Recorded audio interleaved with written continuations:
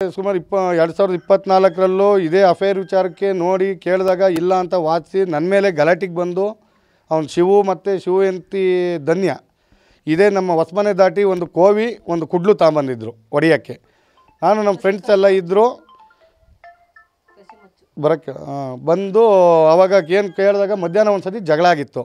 ಆಮೇಲೆ ಇಲ್ಲೇ ಪಕ್ಕದ ಮನೆಯವರು ಬಂದು ಒಬ್ಬರು ಬುದ್ಧಿ ಇಲ್ವಾ ಹೋಗ್ರಪ್ಪ ಜಗಳ ಆಡಬೇಡಿ ಅಂತೇಳಿ ಕಳಿಸಿದ್ರು. ನಾವು ನಮ್ಮ ಪಾಡಿಗೆ ಹೋಗಿದ್ದು. ಮತ್ತು ನೈಟ್ ಬಂದಾಗ ಗಂಡ ಹೆಂಡತಿ ಬೈತಾಯಿದ್ರು. ಆಗ ಯಾಕ್ರಪ್ಪ ಬೈತಾಯಿದ್ದೀರಾ ಅಂತ ಕೇಳಿದಾಗ ಏಕಾಏಕಿ ಕೋವಿ ಇದೆ ನನ್ನ ಮಗನೇ ಸುಡ್ತೀನಿ ನಿನ್ನ, ಹಂಗೆ ಮಾಡ್ತೀನಿ ಹಿಂಗೆ ಮಾಡ್ತೀನಿ ಅಂತೇಳಿ ಈ ಗಂಡ ಹೆಂಡತಿ ಇಲ್ಲಿ ತನಕ ಬಂದರು. ಹಿಂಗೆ ತಳ್ಳಾಡ್ತಾ ಮಾತು ಬಿತ್ತು. ನಾವು ಒಂಚೂರು ಇದು ಮಾಡಿದ್ರು. ಅವರು ಹೊಡೆಯೋಕ್ಕೆ ಬಂದರು, ಬಿದ್ದರು, ಏಟಾಯಿತು. ಇವರು ಅದನ್ನೇ ನಾವೇ ಹೊಡೆದಿದ್ದು ಅಂತೇಳಿ ಸುಳ್ಳು ದಾಖಲೆಯನ್ನು ಕೊಟ್ಟು FIR ಆಗಿ ನನ್ನನ್ನು ಕಸ್ಟಡಿ ಕೂಡ ಹಾಕಿದರು. ಜೈಲಿಗೂ ಸಕಲೇಶ್ಪುರ ಜೈಲಿಗೆ ಕೂಡ ಹೋಗಿ ಬಂದಿದ್ದೆ ಇವಳು ಇದೇ ವಿಚಾರಕ್ಕೆ.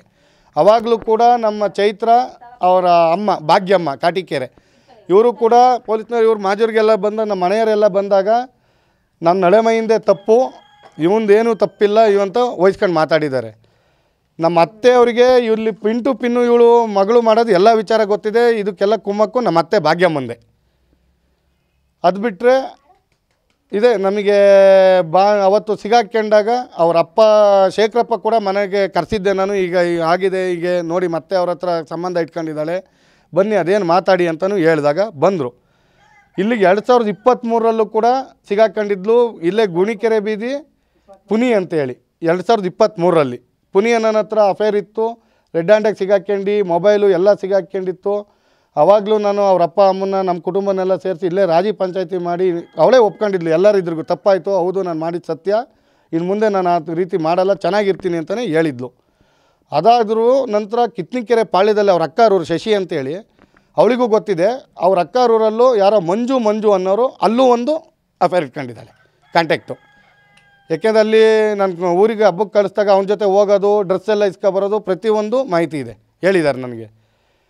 ಅದಾದಮೇಲೆ ಇಲ್ಲಿ ಬಂದಾಗ ನಮ್ಮ ಮಾವ ಅವರು ಇದ್ದಾಗ ಬಟ್ಟೆ ತುಂಬ್ಕೊಂಡು ಹೋಗ್ತೀನಿ ಅಂತಂದ್ಲು. ಆಯಿತು ಹೋಗು, ಒಂದು 4 ದಿನ ಊರಿಗೆ ಹೋಗಿ ಬರಲಿ ಅಂತಂದಾಗ ಯಾಕೋ ಅನುಮಾನ ಬಂದು ಮುರ ಅಂತ ಒಂದು ಫೋನ್ ಬಂದಂಗೆ ಆಯಿತು ವೈಬ್ರೇಷನ್ ಬ್ಯಾಗಲ್ಲಿ. ನಾನು ಕೊಟ್ಟಿರೋ ಮೊಬೈಲ್ ಇಲ್ಲೇ ಇದೆ, ಎಂಥದ್ದು ಅಂತ ಸುರಿದಾಗ ಸಖತ್ತು ಮಾತ್ರೆ ಪುಡಿ, ಮಾತ್ರೆ ಲೇಬಲ್ಗಳು, ಚೀಟಿ, ಆಮೇಲೆ ಇವನು ದೆಬ್ಬೆ ಶಿವು ಕೊಟ್ಟಿರೋ ಅಂಥದ್ದು ಒಂದು ಮೊಬೈಲ್, ಕೀಪ್ಯಾಡ್ ಮೊಬೈಲು ಸಿಕ್ತು ಸುರಿದಾಗ. ನಾನು ಅವತ್ತು ಅಫೇರು ಹೋಗ್ಬೇಕಾರೆ ಅಫೇರ್ ಸಿಗಾಕೊಂಡಿಲ್ಲ ನಮ್ಮ ಕೈಲಿ. ಅದು ಸುಮಾರು ದಿನ ಆಯಿತು ಸರ್. ಇದು FIR ಆಗ ಕೇಸ್ ನಾವು ಆಸ್ಪತ್ರೆಗೆ ಹೋಗೋಕ್ಕಿಂತ ಫಸ್ಟು ಅವತ್ತು ಅವ್ರ ಅಪ್ಪನ ಇದ್ರಿಗೆ ಸುರಿದಿದ್ದು ಚೆಕ್ ಮಾಡಿದ್ದು. ಅವಾಗ ಕೇಳಿದಾಗ ಈ ಮೊಬೈಲು ನಮ್ಮ ಅಪ್ಪಂದು ಅಂದ್ಲು. ಅವ್ರ ಅಪ್ಪಂಗೆ ಸತಿ ಬಂದಾಗ ಈಗ ಯೂಸ್ ಮಾಡ್ತಾ ಇರೋದು ನಾನು ಕೊಟ್ಟಿರೋ ಮೊಬೈಲೇ. ಆಗ ಕೇಳಿದಾಗ ಅವರಪ್ಪ ಏನೂ ಮಾತಾಡಲಿಲ್ಲ, ಸುಮ್ಮನೆ ಆಚೆ ಕಡೆ ಬಂದು ನಿಂತ್ಕೊಂಡ್ರು. ಯಾವಾಗ ಇವಳು ಮಾತ್ರೆ ಪೌಡ್ರು, ಒಂದು ಲೇಡೀಸ್ದು ಬೆಳ್ಳಿದೊಂದು ಬ್ರಾಸ್ಲೈಟ್ ಹೊಸದು, ಮಾತ್ರೆ ಲೇಬಲ್ಗಳೆಲ್ಲ ಸಿಗಾಕ್ಯಂತು. ಆವಾಗ ನಮ್ಮನೇಲಿ ಒಂದು ಮಾತಾಡಲಿಲ್ಲ, ಸೀದಾ ರೋಡಿಗೆ ಬಂದು ನಿಂತ್ಕೊಂಡ್ಳು, ಸೀದಾ ಹೋದ್ಲು. ಆವಾಗ ಅವಳು ಹೋದ ನಂತರ ಮಾರನೇ ದಿನ ನನಗೆ ಯಾಕೋ ಒಂಥರ ಎಲ್ಲರಿಗೂ ಸುಸ್ತಾಗೋದು, ಒಂಥರ ಕೈಕಾಲೆಲ್ಲ ಹಿಂಗೆ ನಡ್ಗೋದು, ಮರುವು, ತಲೆ ಸುತ್ತು, ಕೈಕಾಲೆಲ್ಲ ನಡ್ಗೋದು, ಮರು ಗಂಟ್ಲೆಲ್ಲ ಈಗಲೂ ಗಂಟ್ಲೆಲ್ಲ ಒಣಗೋದು, ಬರೀ ಮಲಗೋದು ಇಷ್ಟು ಬಿಟ್ಟರೆ ಏನು ಜ್ಞಾನ, ಮತ್ತು ಏನೂ ಜ್ಞಾನನೇ ಇರ್ತಿರಲಿಲ್ಲ ನಮಗೆ.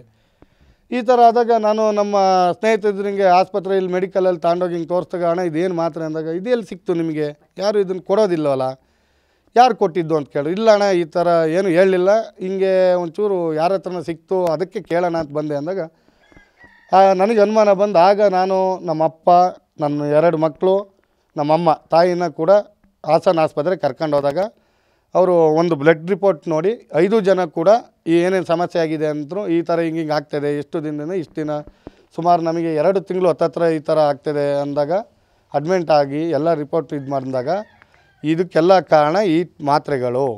ಇದು ನಿಮ್ಮ